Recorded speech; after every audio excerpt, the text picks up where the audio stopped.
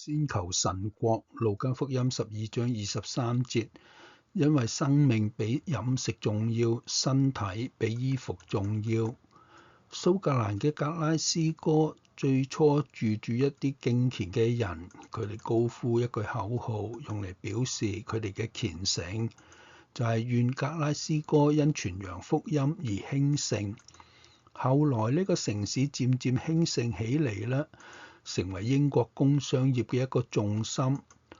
喺呢啲市民心中，商業就漸漸比宗教更為重要，所以佢哋嘅商會將嗰句格言簡化為願格拉斯哥興盛。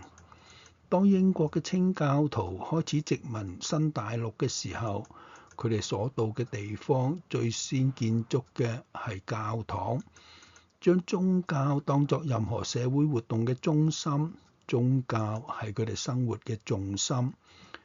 依家喺美國嘅城市之中，宗教已經失去咗佢掌握人心嘅力量啦。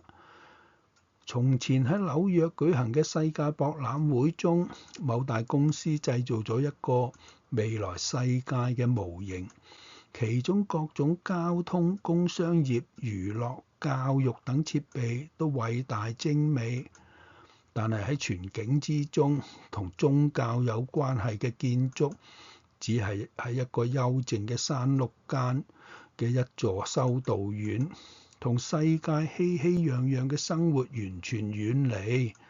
呢個係人類目前一個極大嘅危機，忘記咗屬靈生活嘅重要，將宗教棄置一旁。但係先知以賽亞對於未來嘅理想世界，卻有另一幅完全唔同嘅圖畫。喺以賽亞書2章2至4節嗰度話，在末後的日子，耶和華殿的山必被堅立，超乎眾山，必被高舉，過於萬嶺。萬國都要流歸這山，必有多國的人前來，說：來吧，我們上耶和華的山，登雅各神的殿。他必把他的道指教我們，我們也必遵行他的路。因為訓誨必出於錫安，耶和華的話必來自耶路撒冷。他要在列國施行審判，為多國的人斷定是非。他們必把刀打成犁頭，把矛槍打成鐮刀。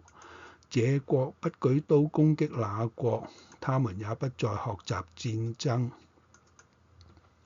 喺紀念主耶穌降臨嘅前夕，呢個平安夜嘅日子，就等我哋默想主嘅愛，並且立志盡自己一生，先求神嘅國。阿門。